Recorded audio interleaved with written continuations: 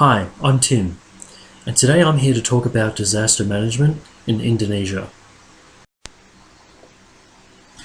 Indonesia is an archipelago located in Southeast Asia consisting of around 17,500 islands, of which only about 6,000 islands are inhabited, with a total population of just over 251 million people.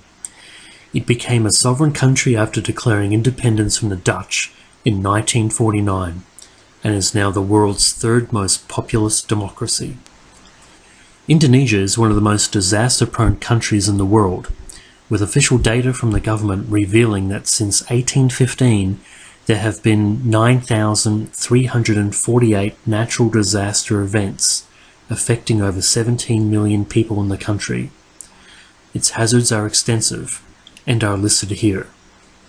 Of these, earthquakes, tsunamis, and the 129 active volcanoes in the country are particularly hazardous to the nation. In fact, two of the largest volcanic eruptions ever in recorded history have occurred in Indonesia.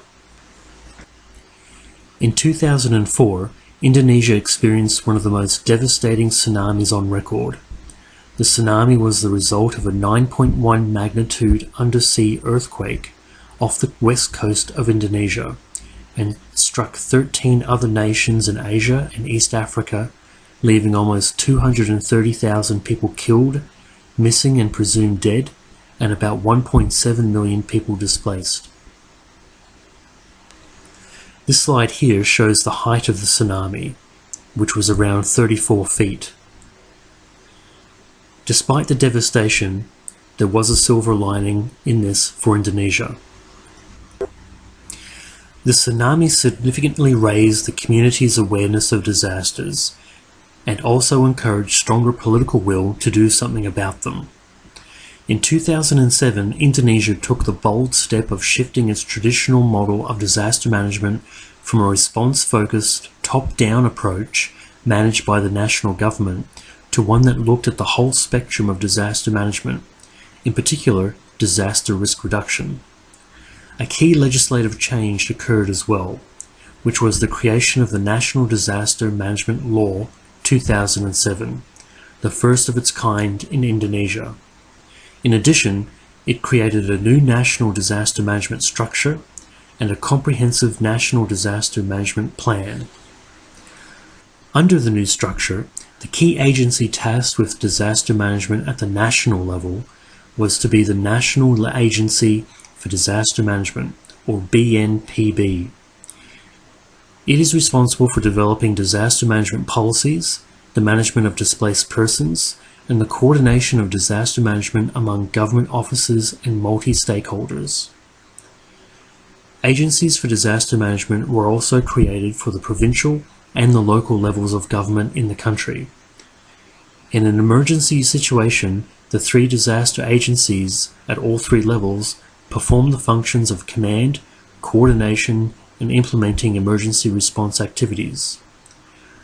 Under the Disaster Management Law 2007, either three levels of government can declare a state of emergency in accordance with the scale of any disaster.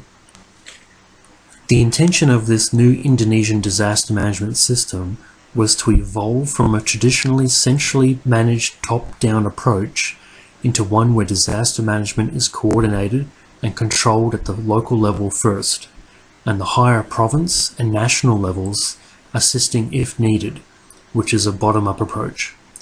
However, as the system is still being established and a number of provincial and local disaster management agencies are still not yet created, reports appear to reflect the overall management system as being that of a confused model, where sometimes response is top-down, others it is bottom-up, or other times it is neither, with duplication of activities during response and general confusion of who is doing what. The Indonesian National Disaster Management Plan clearly identifies a large number of stakeholders, in particular 36 government ministries and agencies in disaster management just at the national level. One key player mentioned is the Indonesian military. They traditionally played a much broader role in disaster management than mentioned in the plan, particularly in the response phase with the distribution of humanitarian supplies and search and rescue.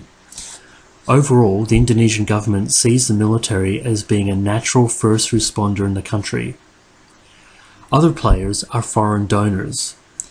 Following the tsunami of 2004, Indonesia found itself inundated with a huge influx of foreign assistance, international non-government organizations and militaries offering help. Many of these donors, such as Australia, continue their support today to Indonesia through very large investments in supporting more robust disaster management systems in Indonesia.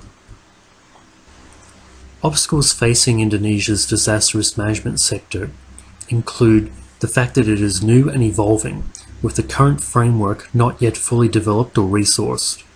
The national agency is only a few years old, starting in 2008, and the new provincial and local level disaster management agencies are even younger.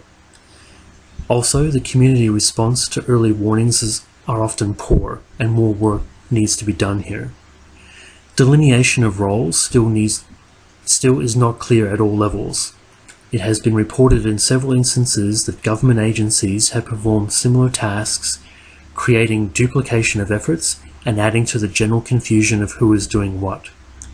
Overall, Indonesia should be encouraged as a developing country in their paradigm shift from response-focused to a holistic approach, and given more time, will obviously improve the system.